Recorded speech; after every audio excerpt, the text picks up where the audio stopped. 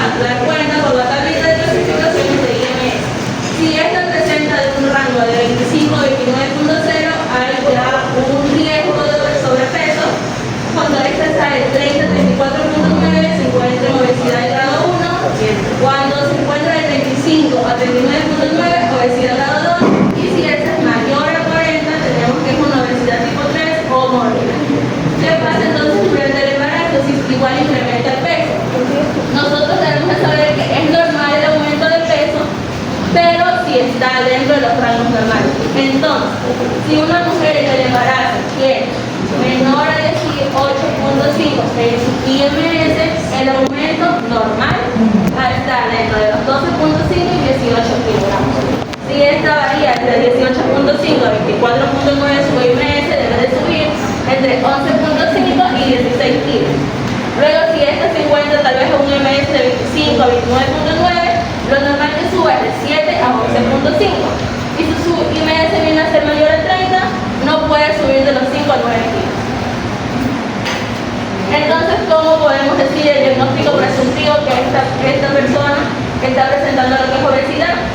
Pues siempre tenemos que ver entre estos criterios que sean de 2 a 3 positivos. Entonces, si su IMS va a ser mayor o igual a 30 kilogramos sobre metro cuadrado, esto de aquí nos indica que es un factor positivo. Asimismo, si el anamnesis presenta factores de riesgo, también es positivo. Si tiene hipertensión arterial elevada, también es positivo. O si vemos que hay un aumento mayor a 0.5, también es un factor de riesgo. Podemos llegar a confundir con estas patologías que tenemos aquí, por lo cual es importante diferenciar para poder descartar otras enfermedades. Tenemos a la diabetes mellitus tipo 2, pues esta es una alteración de lo que es el glucemia en la sangre, y se va a ver también lo que es el aumento de peso, pero no es obesidad. Tenemos el síndrome de Cushing, hay sobrepeso en la parte abdominal, pero esta característica que su cara también tiene lo que es el sobrepeso en forma de luna llena. Otra por la cual podemos confundir también es el hipotiroidismo. Aquí hay aumento de peso, pero es por alteraciones de hormonas. Luego tenemos lo que es el síndrome de ovario poliquístico. Aquí hay un desbalance hormonal, por lo cual hay sobrepeso, pero los marcadores bioquímicos no nos dan una obesidad. Siguiente diapositiva. Entonces, las pruebas complementarias para decir un diagnóstico definitivo vamos a tener que si lo que es la glucosa en ayunas es mayor a 100 miligramos sobre decilitro, quiere decir que esta nos está confirmando cuando los triglicéridos asimismo se encuentran mayor a 150 miligramos sobre decilitro, y cuando el colesterol bueno, el HDL, se encuentra menor a 50 miligramos sobre decilitro. También es importante verificar lo que es la presión arterial.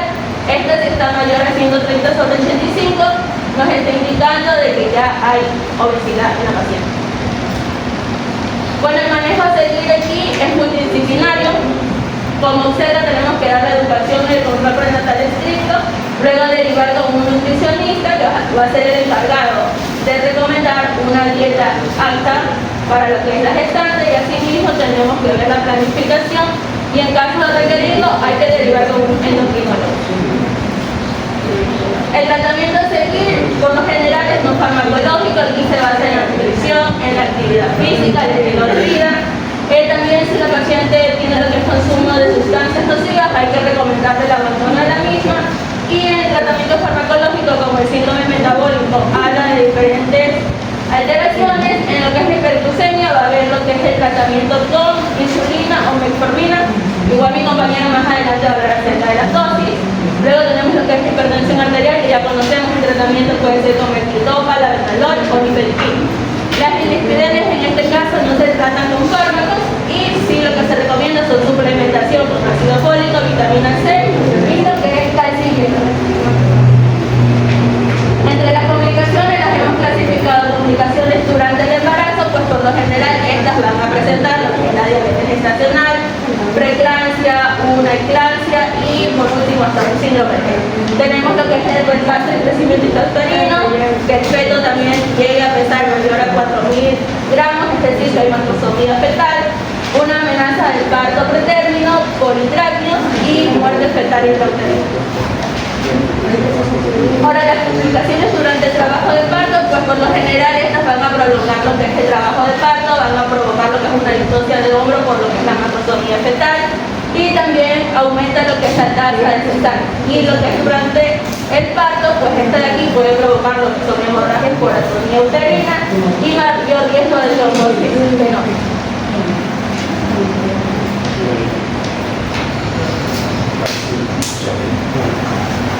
Ahora toca sobre la desnutrición, el cual conocemos que la desnutrición se lo conoce como la caracterización de la falta de nutrientes, pero específicamente la gestante sería el estado del resultado de ingesta insuficiente de calorías. Ciertamente se utiliza la tabla del IMC para ver principalmente el estado nutricional del feto, pero cuando estamos hablando de gestante, a toda mujer en embarazo acude a su primer trimestre y esta se reconoce el peso o el IMC, se utiliza la tabla de Clapper. Bueno, ya como conocemos, la tabla de Clapper sería la que utilizamos en nutrición y dietética, que servía para ver el estado nutricional. Si está mínimo, bajo peso, normal, obesidad. Por ejemplo, tenemos aquí un pequeño ejemplo, el cual una gestante tiene 18 semanas, un IMC normal, pero tenemos que está en medio de 3.6. Para confirmarlo, tenemos que utilizar la tabla del peso de talla, que está en 18 semanas, buscamos la talla que tiene, está entre 158 y 160, y estaría entre 52 y 66, sería un peso normal. Pero en sí la tabla que se utiliza sería esta para saber el estado nutricional, que es de la OMSNI, el cual aquí tenemos que está sobre la obesidad, el peso, el estado normal, enflaquecida. De este lado tenemos el IMC y la semana de gestación. Según tenemos de que en la tablita sale que el estado nutricional de una mujer no tiene que ser menor a la 19.8, ya que se la considera como bajo peso. Mayor a 29 se la considera obesidad, y según tiene que tener un control de peso de la gestante mínimo, un eficiente de 5 controles. Las primeras en las 20 semanas, una entre la 22 y 27, el otro en la 28 y 33, y por último la 34 y 27, para saber si hay una ganancia o una pérdida de peso.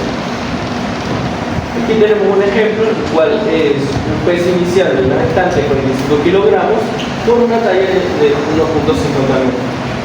Tenemos de que este ha sido su primer control, después vemos que tiene 10 semanas de gestación y ha ido con un peso de 20. Buscamos 10 semanas con un peso de 20 y se ve que está en bajo peso. Ahora se queda la paciente yendo un análisis, una conclusión, se va sumando 13 semanas y 7 semanas. Como podemos ver, se le dio un tratamiento de nutritivo, no farmacológico, pero que podemos ver que tenía un MC de 20, estaba bajo peso. Podemos ver de que tuvo un ascenso hasta llegar a las 26 semanas, con un peso ya de 48.5, basado en el IMC de 26. No, esta tablita solo lo utilizamos para el estado nutricional del niño. Bueno, las complicaciones maternas tenemos que en la deficiencia de vitaminas y minerales está como lo principal la deficiencia de hierro, ácido fólico y calcio, el cual estos pueden proporcionar una pérdida de masa muscular y como debilidad. Tenemos que puede haber una anemia ferropénica, mayor propensa a tener un aborto espontáneo, anémica también, y una hemorragia postparto. O también puede tener una dificultancia en la lactancia materna, que falta como creen. Según el estado nutricional del feto, como la afecta, pues puede haber una retención de crecimiento intrauterino, un bajo peso al nacer, insuficiencia inmunológica al nacer, que tenga prematuridad o pulmones inmaduros y un retraso en el desarrollo cognitivo y menor coeficiente del IQ. Eso fue una imagen.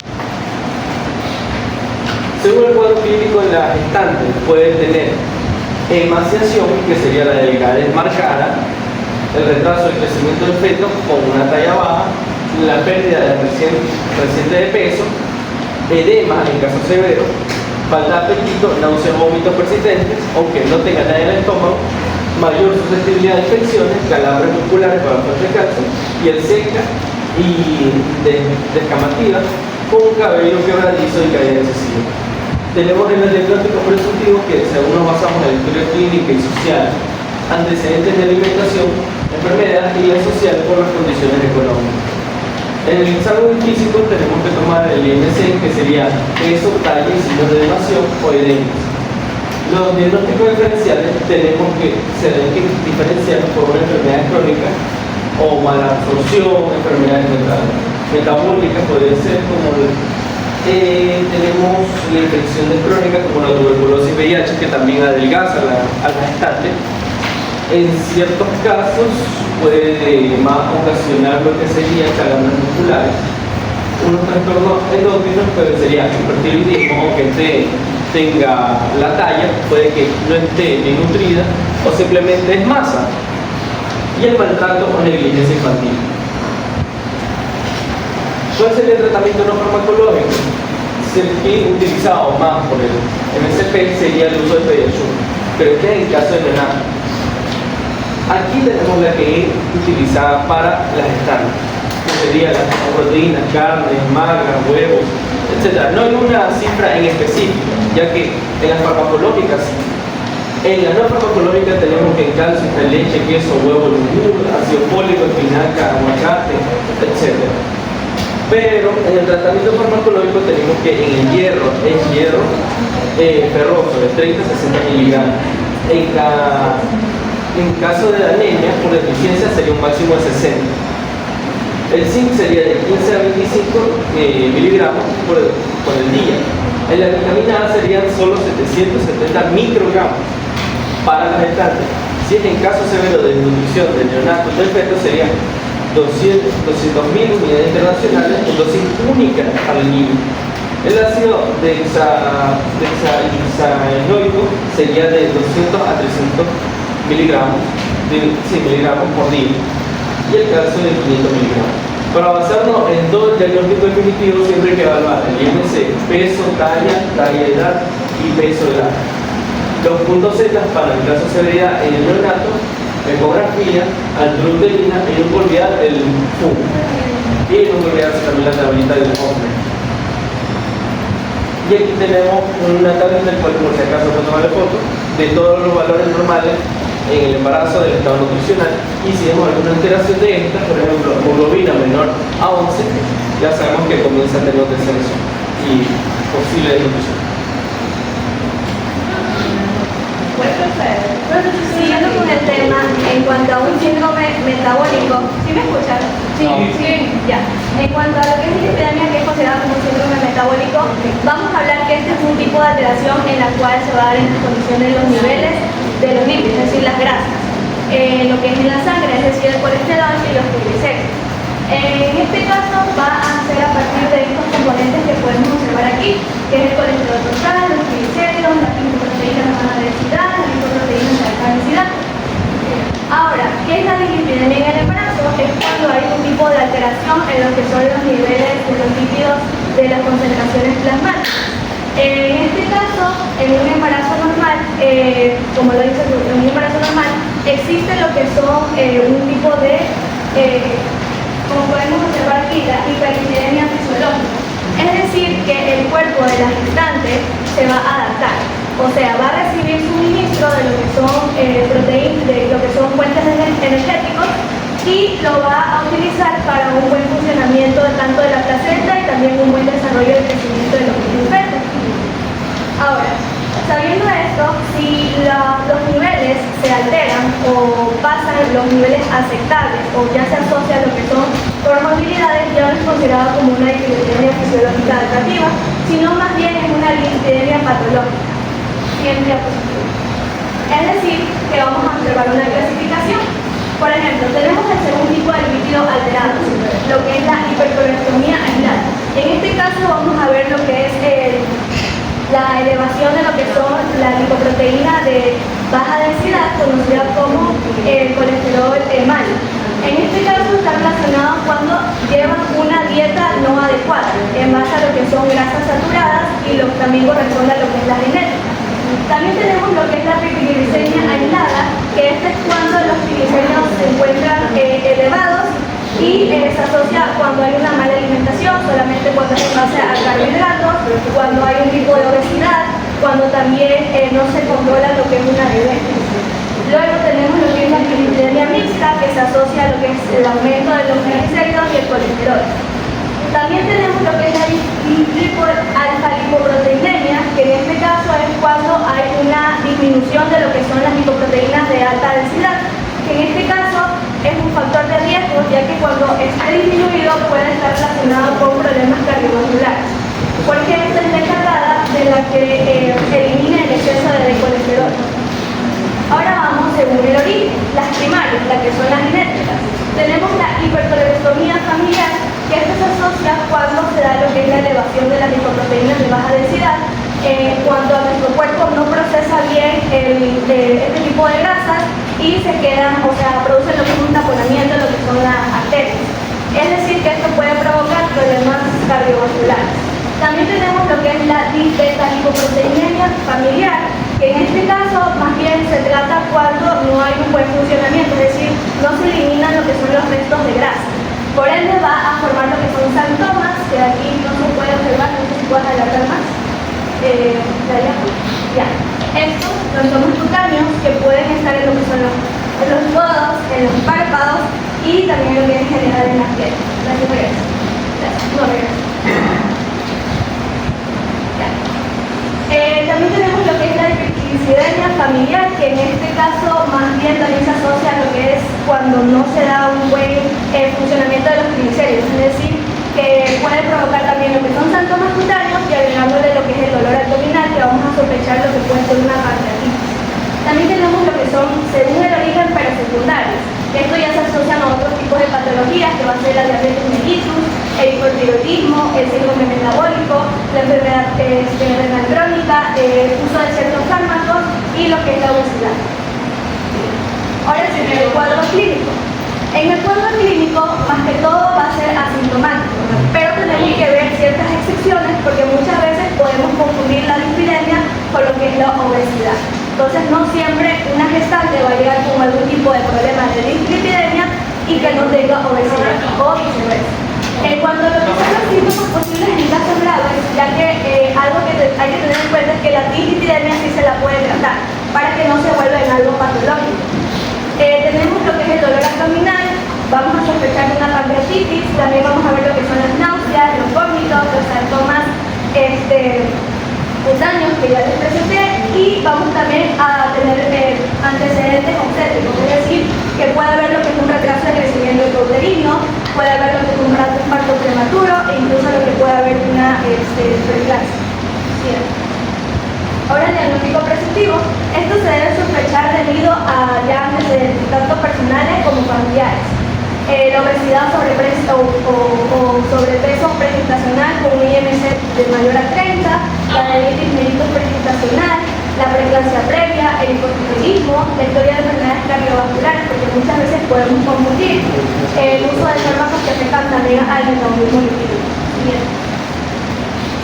Ahora, el diagnóstico diferencial. Muchas veces podemos confundir la dislipidemia con este tipo de patologías, como la dislipidemia fisiológica del brazo, que es un aumento progresivo de la TG y el colesterol en el segundo y tercer trimestre sin síntomas.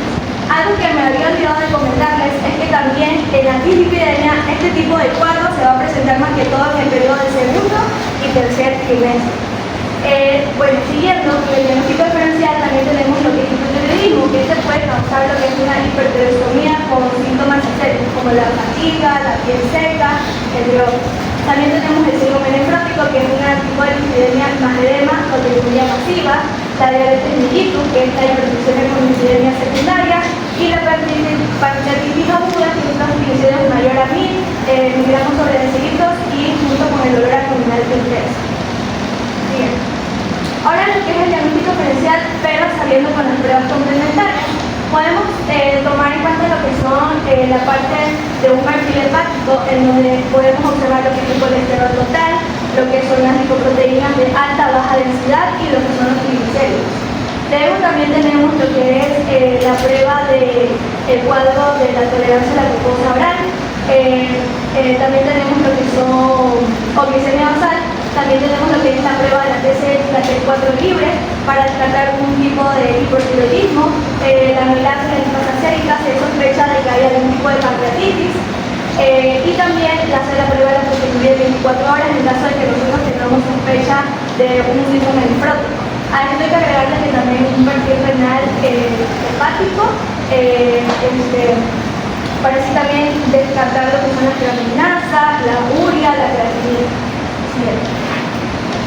Ahora el diagnóstico definitivo se confirma mediante un perfil clínico con valores por encima de lo antes esperado o durante estos trimestres que mencioné. Sin embargo, como lo dije anteriormente, la dislipidemia va a haber un tipo de alteración, pero no por eso vamos a decir que es patológico, sino más bien es algo fisiológico, ya que es algo normal en lo que es el embarazo, ya que esta es la fuente de energía para lo que es el feto. Entonces, los parámetros: colesterol total mayor a 250-300 miligramos sobre decilitro. Si es más elevado o disminuido, hay algún tipo de patología. Lo mismo con los triglicéridos: si es mayor de 300-500 miligramos sobre decilitro, si hay un riesgo, si es mayor a 1000, las lipoproteínas de baja densidad, si es mayor a 130 miligramos sobre decilitro, las lipoproteínas de alta densidad, si es mayor a 40-50 miligramos sobre decilitro. Como les puse en la nota, el embarazo de los lípidos aumenta fisiológicamente hasta un 50-60%, es decir, que es normal que se alteren, pero que no pasen los valores aceptables como tal, porque ya es considerado como una comorbilidad. Ahora, el manejo a seguir el tratamiento, más que todo tenemos que tomar en cuenta lo que es el manejo no farmacológico, ya que como lo mencioné, se trata como un mejor estilo de vida, es decir, con una dieta saludable, el ejercicio físico moderado, los controles prenatales más consecutivos, es decir, constantes más que todo, el control de peso, la detección precoz de ciertas complicaciones obstétricas, la educación materna sobre los signos de alarma en cuanto a la madre y el niño. Siguiente. Ahora el manejo farmacológico, que como lo dije, el no farmacológico es el primordial y el más importante.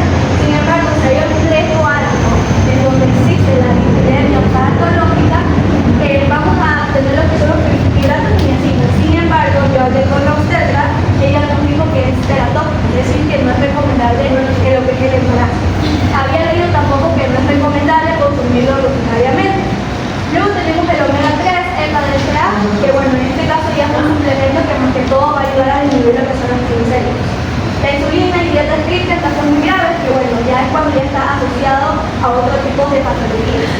Y en casos severos, lo que es la hospitalización, la nutrición para integrarse lípidos, las acidosis lipídicas y casos extremos. Sin embargo, no tenemos que llegar a que la gestante tenga una dislipidemia patológica.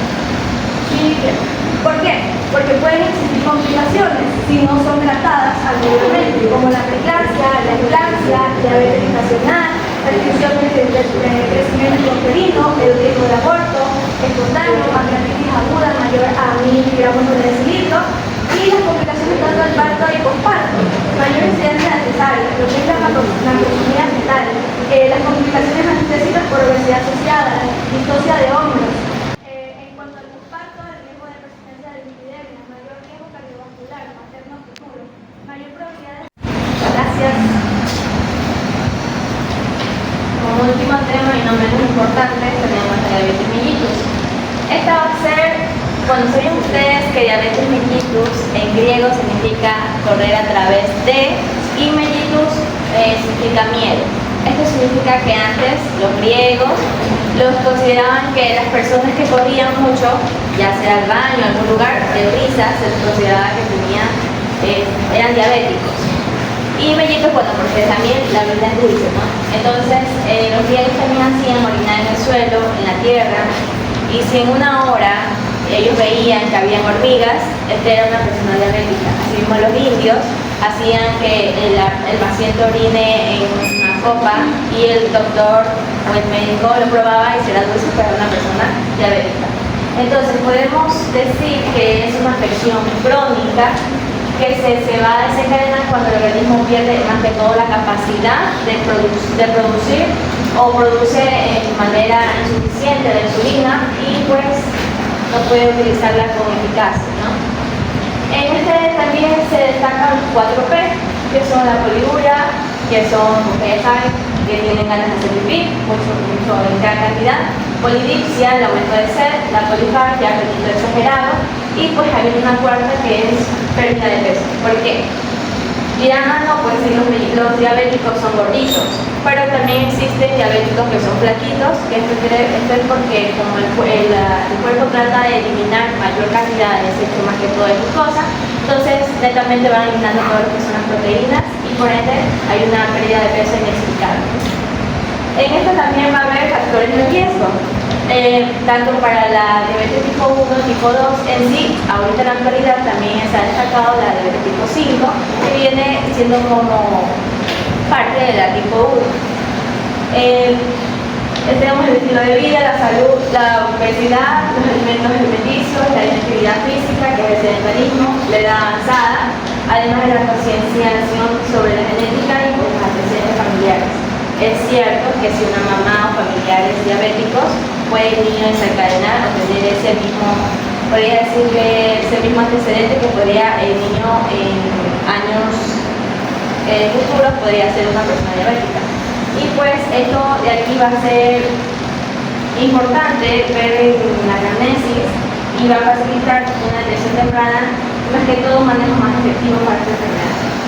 Pues en casos severos va a haber fatiga, visión borrosa e infecciones. Como va a haber una mayor cantidad de glucosa, incluso puede desencadenar en otros agentes oportunistas, que podría causar balanitis, candidiasis, tuberculosis, incluso las caries. Por eso a veces es recomendable a los niños no comer tanto dulce por ese siguiente. Como les explicaba antes, en su clasificación va a haber dos principales, excluyendo lo que es la diabetes estacional. En la diabetes tipo 1, pues según la OMS, estará el 10% presente, más que todo se trata de trastornos inmunitarios, que va a ser más que todo por las defensas del cuerpo, donde el cuerpo no va a producir insulina, netamente no produce insulina, es cero insulina. En la diabetes tipo 2, esta está presente en el 90% de la población. Esta va a ser la resistencia, aunque toda la insulina, donde el cuerpo va a producir insulina, pero no se lo va a utilizar eficazmente. ¿En la tipo 1 puede o no ser prevenible? No, porque se trata de que el sistema inmunitario no va a producir. En cambio, en la tipo 2 sí puede ser prevenible mediante la alimentación, el peso saludable, la actividad física. Y como siguiente punto, la diabetes estacional. Así como la palabra dice estacional, se la va a presentar en el embarazo.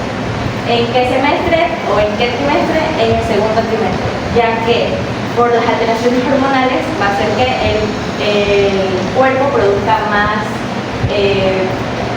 serían hormonas para poder mantener o darle los nutrientes necesarios al bebé.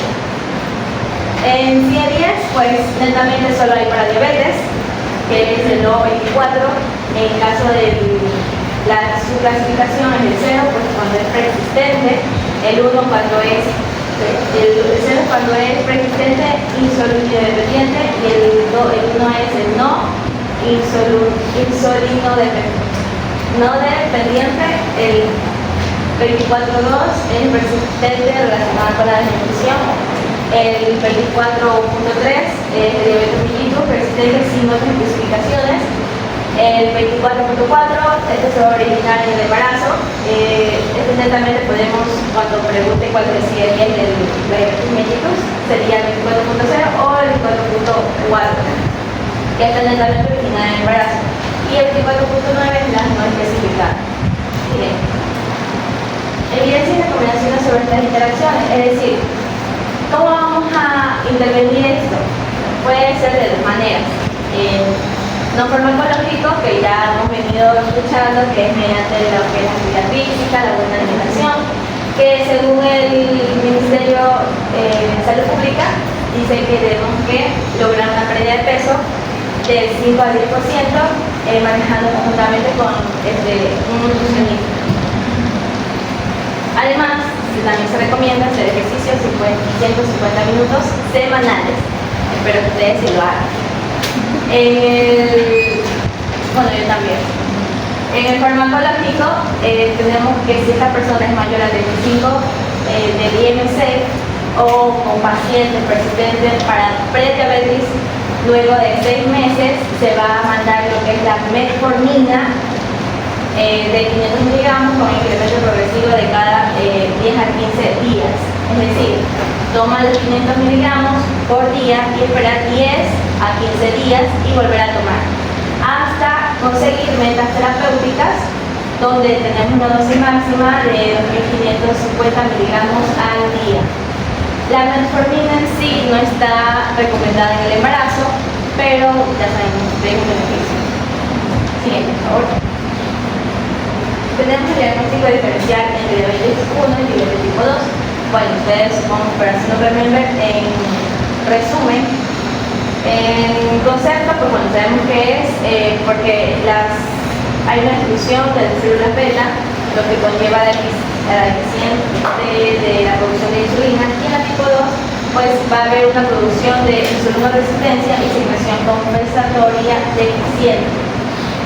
En el cuadro clínico van a ser similares, excepto porque en la tipo 2 va a haber lo que son las zonas de piel oscurecidas, ya pueden ser en cuello o axilas. Y pues en el diagnóstico tenemos que vamos a diagnosticar por medio de los síntomas y más que todo pruebas de laboratorio. Sabemos que nuestro mejor amigo son las pruebas de laboratorio. Asimismo es el diabetes tipo 2, pero a excepción de los marcadores de destrucción autoinmune en línea basal. Como dije, lo más importante para el momento de tener a la paciente en el consultorio es medir la glucosa en ayunas, la hemoglobina glicosilada, la albúmina, el fosfato, la glucosa postprandial, la creatinina, la glucemia, la presión arterial sistólica y diastólica, el potasio, el colesterol total, el HDL, el LDL y los triglicéridos. En la diabetes gestacional tenemos aquí lo que yo considero importante, que esto por lo general se va a diagnosticar de las 24 a 28 semanas, por la razón de que les expliqué, como en el segundo trimestre el bebé va a comenzar a pedir los nutrientes más que los nutrientes para poder mantenerse. Tenemos que síntomas, pues, las que ya sabemos: poliuria, aumento de peso elevado, la polidipsia, visión borrosa, fatiga, infecciones recurrentes, como la candidiasis. Los riesgos en el embarazo sería un bebé con mayor de 4.000 miligramos, que sería una macrosomía, que eso va a dificultar el parto. También vamos a tener un parto pretérmino que va a causar problemas respiratorios. La hipoglucemia, tener diabetes tipo 2 más adelante, esto se refiere más que todo en otro embarazo, puede incluso tener hijos con antecedentes de diabetes, y también el incremento de índice de cesáreas, por lo que se le va a dificultar el parto. El manejo, pues tenemos que la prueba de glucosa en ayunas, si este es menor a 126 miligramos por decilitro, va a haber, eso significa que esta paciente tiene una diabetes anterior o preexistente. Si está entre 92 a 126 miligramos, esta netamente es gestacional. También se recomienda dentro del control de las semanas 24 y 28 realizar la prueba de la PTO, que es la tolerancia a la glucosa. El tratamiento: control de azúcar en sangre de 4 a 5 veces por día, una dieta saludable, realizar ejercicio y el medicamento oral. El control prenatal, pues sabemos que netamente si es gestacional, si es una diabetes gestacional, va con nosotros los obstetras o los ginecólogos. También podemos derivar a un endocrinólogo o a una nutricionista. Que eso ellos van a medir que si están elevados los esteroidogénesis y la hormona lactógeno placentario, va a haber una tendencia de que va a presentar niveles altos de glucosa. Y en esta parte, pues bueno, sabemos que si en este caso el bebé está en riesgo, se le va a mandar evaluación hormonal de la beta o de esa metasona, y vamos a vigilar la glucosa de entre 10 a 12 miligramos al. Y pues si esta presenta esta cantidad de 10 a 12 miligramos, se va a recomendar lo que es cesárea o ya sea parto si se presentan las condiciones, parto natural. Siguiente.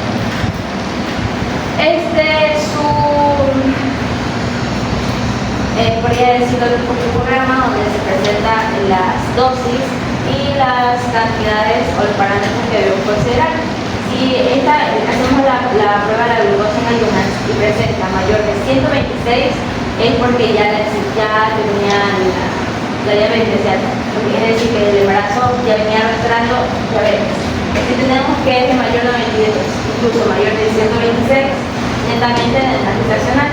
Si vemos que es bajo de 92, pues se le va a volver a realizar la prueba de tolerancia a la glucosa y vamos a tener puntos de corte donde del momento que le administramos o le decimos que le hacemos la prueba y tiene mayor de 92, luego le volvemos a hacer y en una hora tiene mayor de 180 y después de 2 horas mayor de 153 miligramos por decilitro. Vamos a ver si tenemos los criterios de esto, podemos diagnosticar diabetes gestacional. Si no, pues tenemos valores bajos, pues obviamente no. Sí. El control específico a mujeres de diabetes mellitus, pues en la primera consulta sabemos que debemos demandar todos los exámenes. De la semana 6 a 8, asimismo confirmar que esté en embarazo, de semana 11 a 14, realizar ecografía, para medir lo que son las anomalias congénitas, de la semana 20 a 22, realizar ecografía morfológica, semana 28 a la 30, asimismo para valorar el crecimiento fetal, si en este está dentro de los parámetros y no sea un bebé macrosómico. En la semana 26, realizar ecografía para valorar asimismo volumen, incluso el volumen del líquido amniótico.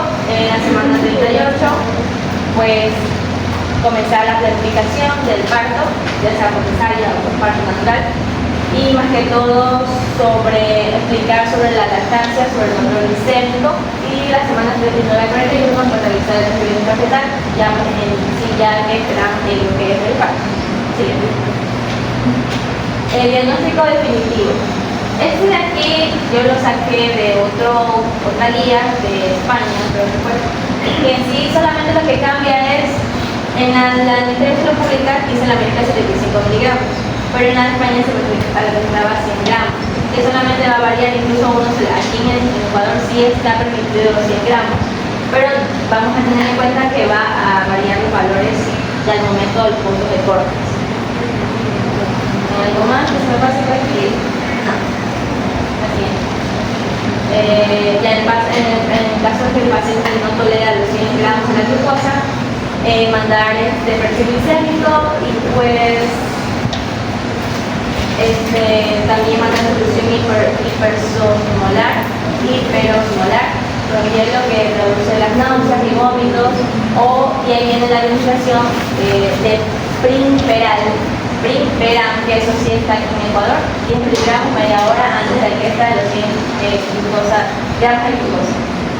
Algo más por aquí, bueno, sabemos que si encontramos estos parámetros, vamos a mandar como recomendación dieta, que tienen acá el porcentaje de hidratos de carbono del 40-50, proteínas del 20, las grasas predominantes monoinsaturados del 30-40. El tratamiento, la insulina. ¿Por qué se recomienda la insulina? Porque no va a cruzar la barrera placentaria. Pero en cambio la metformina sí pasa la barrera hematoplacentaria, que eso va a ser indicada solamente en pacientes que rechazan la insulina o que no son aptas para administrarla correctamente. Siguiente. Muchas gracias y ya saben, tenemos un quiz y al paso mejor del proyecto para que escaneen o pasarles el link.